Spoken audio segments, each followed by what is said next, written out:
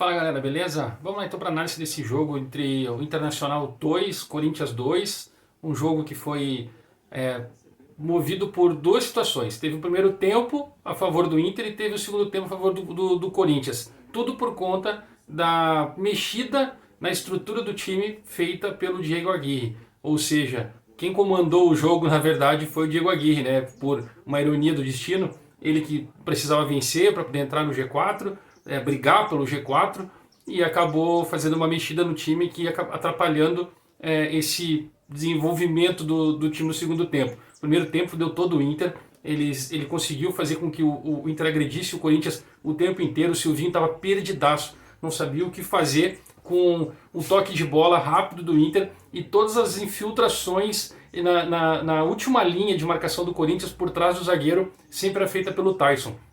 Uma jogada ensaiada, vinha pela esquerda, cortava para dentro do campo, pro meio campo e jogava por trás do zagueiro do Gil. Era sempre essa jogada. Até que isso foi depois do primeiro gol do Inter, é certo, né? Mas o gol do Inter com 9 minutos de jogo, foi o primeiro gol. Foi uma jogada vencida no meio campo, a bola sobrou para a esquerda, entrou na área e acho que foi o Lindoso que tocou pro Patrick, o Patrick cruzou para dentro da área. E o Lindoso fez de cabeça, teve duas tentativas e conseguiu colocar a bola para dentro. Até foi feito, o VAR foi analisar para ver se a bola tinha entrado mesmo, porque o Cássio botou para fora. E, enfim, o Edenilson acabou empurrando e ia ser gol igual. 9 minutos. E o Inter continuou controlando o jogo, ele continuou tocando bola, fazendo toda aquela função de preparar o time para o ataque. O que ele faz ao preparar o time do ataque? O time do Aguirre é muito fácil de analisar. Ele joga num 4-2-3-1, mas na verdade ele joga o meio campo dele, o central dele, ele ficaria como se fosse um 4-3-3. E aí ele traz o time, ele recua o time, faz com que o time adversário agrida para tentar roubar a bola, e aí ele sai em velocidade, daí ele já faz um lançamento pelas laterais, ou pelo lado direito ou pelo lado esquerdo. E ele jogou muito pelo lado esquerdo porque hoje tinha o Patrick no lado. E aí o Patrick ganha nessa velocidade, ele tem essa facilidade, ele tem essa qualidade e uma facilidade de chegar forte ali de fundo para poder fazer e vencer as jogadas. Ele tem uma certa habilidade, ele consegue passar no meio dos zagueiros, e ele tem esse um contra um, ele normalmente ele vence quando ele não tem um adversário forte da altura dele. Vamos pensar assim, até porque hoje ele estava com o Fagner. E o Moisés, sempre o mesmo jeito, né? Atropelando todo mundo, quando ele não faz falta ele vence, e aí aquele jeito dele meio atrapalhado, mas que muitas vezes resolve. O lado do Inter, lado esquerdo, estava muito forte em cima do Corinthians. Por quê? Porque o Corinthians jogou num sistema, num 4-2-3-1, onde os dois volantes dele, na verdade, ele ficava num 4-1-4-1 com um falso 9. Para ter uma ideia, o Corinthians usava muito estava brigando muito pela individualidade, né? Dependia muito da individualidade dos seus jogadores. E tem grandes jogadores. Ele tem o Juliano, ele tem o Gabriel, ele tem o Roger Guedes, o Renato Augusto no time. Lembrando que o William está machucado, não estava no time. O Luan e Jô no banco. Então o time do Corinthians tem uma estrutura muito boa.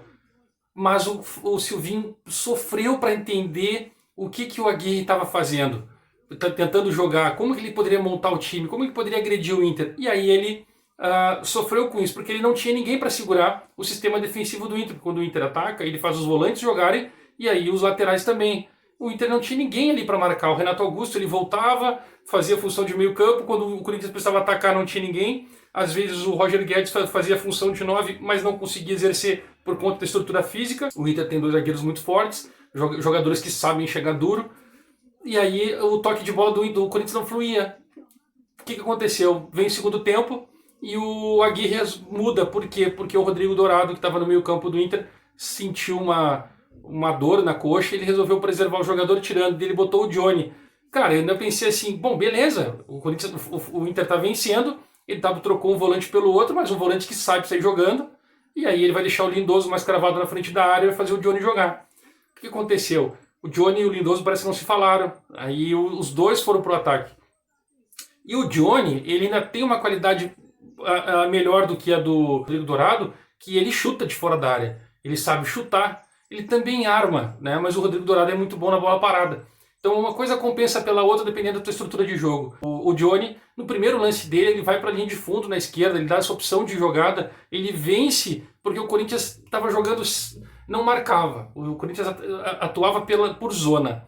E aí ele dava espaço para o Inter jogar. E nesse lance, do primeiro lance do Johnny, ele vai pelo lado esquerdo e quem acompanha ele é o Juliano. Ele só acompanha. Ele pegou e cruzou e o Roberto virou, dominou, virou dentro da área e bateu a bola na trave.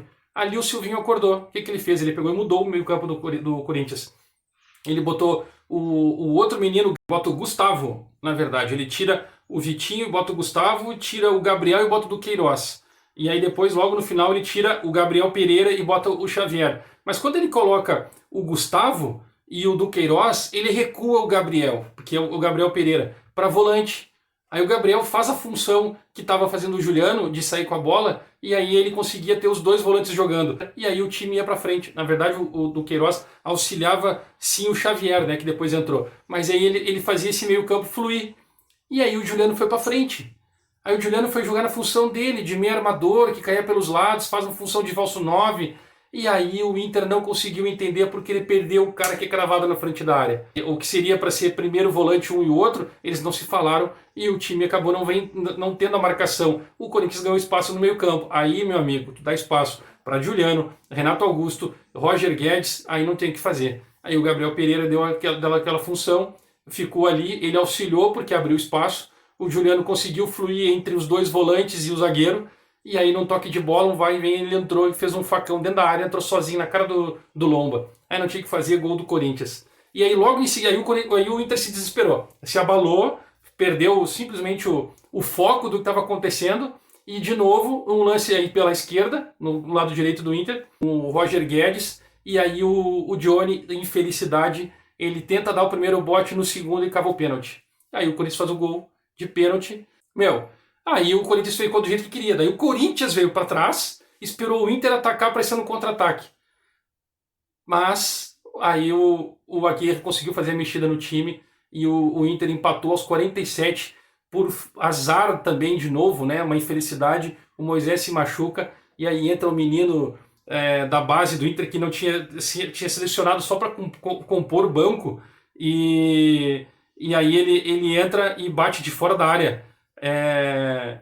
De fora da área, um lance assim, o Cássio escorrega, mas a bola entra faz uma curva e entra no lado esquerdo do Cássio, assim, lindo gol, muito bom e muito bem batido por sinal, e de repente é uma joia do Inter pro futuro aí, né? Um jogador que acabou dando resultado aí pro time. Aí depois vem aquele bate-boca, empurra, teve expulsão.